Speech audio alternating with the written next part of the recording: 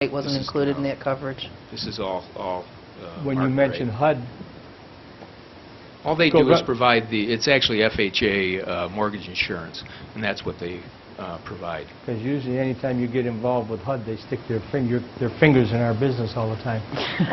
They got their hands full. We right understand. now. There are Where's worse. the nearest facility to us? We have one up in Pontiac. In Pontiac? Where? What's the... It's at Walton Boulevard. Just off the end of 75. Updike? Telegraph? What's the name of it? Elmhaven. Elmhaven Manor in Yes. Pontiac. And again, we'd be very happy to provide you with a tour of the location if you'd like to. But I don't want to say no right away if it's an investment that provides a value to the community. That would be a benefit. However, we don't have money to invest, so looking at the mechanics of that, Sure. it is worth the next step to see what you have to present and what we're able to do. And that's a part of this particular program, is because it does end up being 100% financeable. It isn't that someone has to come up with actual equity money up front to make the thing happen. It is provided with this Build America bond and the HUD financing. Again, there's a long way to go between now and getting in the ground. This is very preliminary. It may not even work, but we would be in the position of doing the work for you. That's what I'm saying. We would act as a fee developer. The fee would only come at the end if it closes, and we would provide you with all of the work necessary to make the thing happen. But What is again, your fee? I'm sorry? What is your fee?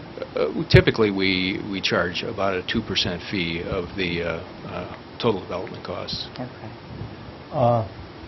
Madam Mayor, Lauren, in a project like this, in the bonding, do we have to go to the vote of the people to approve the bonding?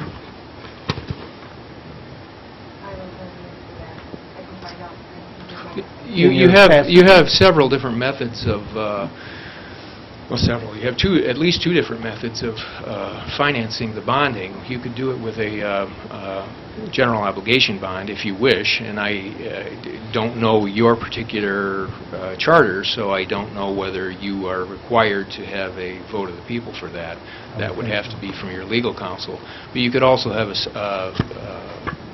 a bond that is just a special operation bond for that particular facility.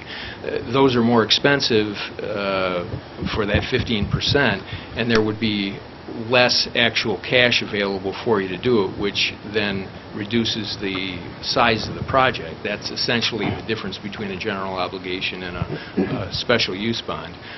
But again, that's down the road. It would be a good question to have answered, and if your staff says you need a vote of the people to generate that because of your charter, then of course you have to make the decision as to whether that's worthwhile doing or not. Another problem with this is that this particular program at this point is due to expire at the end of 2010. And what that means is that we would have to break ground by the end of 2010. So there's a lot of work to do between May and the end of the year in order to make something like this happen. They're talking about extending this program, but the extension that they're talking about doing will make it a little less lucrative. Right now, there's a 35% of the interest that you pay that is rebated to the city from the Treasury. They're talking about extending that with a 28% rebate back to the city. And again, that reduces the size of the loan that you can underwrite with that tax rebate. So there's a lot of issues with this. And again, I think maybe you're right that at an open council session, perhaps it doesn't make a lot of sense to talk about a lot of the details of it. You get a kind of a feel for it. If it's something you're interested in pursuing, we're happy to go further with it. If, as you're seeming to feel that it's not worth your effort to go further with it, then we're happy to not go further with it. It's up to you. I don't work too far away from where the Elm Haven Manor is. I'd love to drive by and Sure. see what that's like. I'd be interested in preliminary numbers, but any comment? Yeah, Madam Mayor, based on the information that we had, it wasn't very, didn't tell us a whole lot. So I would be, I agree. I think financing is going to be a major issue for us to deal with, along with a couple of other ones, such as a 4-story building. But I would be, at this point, I think it's almost remiss if we don't at least get the preliminary information to make an intelligent decision on what we're going to do here. So I'd be interested in going to the next step.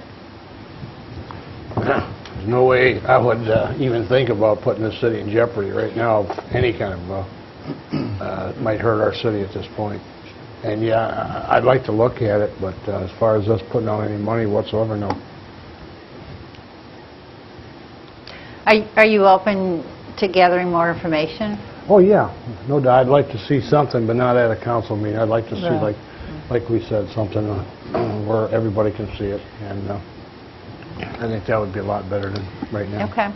I think we also need to look at it as a long, and I'm not saying I'm for it or against it, I mean, obviously, but we need to look at it not just as money output, but we need to look at it as what's the investment here? What's the return on the investment? And what's the long-term picture? And that's something we can't get in this venue. So I would like to suggest that we set up a workshop. Is May 25th, the last Tuesday in May, realistic? I guess it's up to these guys. I can't make it that day. Well, Madam Mayor, if council wishes, I think your first step should be let me contact Brad Rutledge, our Okay. bond attorney, and see if it is something that we can do, whether we'll need a vote or not. He can answer those questions for us. And I think once you get an answer to those questions, from that point, maybe try and set up a workshop to Okay. discuss it, because Yeah. his answers may tell you yes or no. And let's take into consideration what the gentleman said, too. You know, we're on a short Right. timetable. I mean, December sounds like a long way off, but for a project this size, Absolutely. should have been talked about a year ago, probably. Now, no disrespect to you No, or anything. I understand. Yes, I mean- Trust me, I know completely what you're talking about. Yeah. No, we're happy. If you'd like to, deal with your staff on this and make some comments among yourselves and then follow up with us, we're happy to see what we can do. Who does the study or the determination or whatever? I forget what kind of study you call it. Market study. Yeah, market study to determine if a facility like that is needed. HUD has about 3 national market study companies that they deal with, and they trust the information that they get back from these people, and that's who we contract with. So it's a third party. It's not us giving you the information. It's a third party. And how big of an area does it cover? I'm sure it's not talking just about Clawson. Oh, they would look at the market. Yes, it wouldn't just be the city of Clawson. They would look at the market, and wherever within that market area, wherever people are likely to come from, they'll define that, and they'll define that with the people that are actually doing the building the development, because no one knows the city, especially in your case. Nobody's going to know the city and going to know the area better than you are.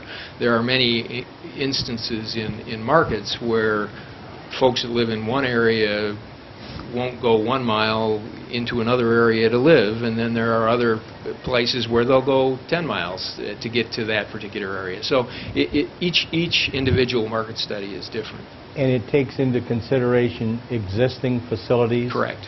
And the amount of occupancy that those have also? Absolutely. That all is included in that, yes. And that would be the first thing. If we didn't make the cut on that and couldn't convince HUD that this is a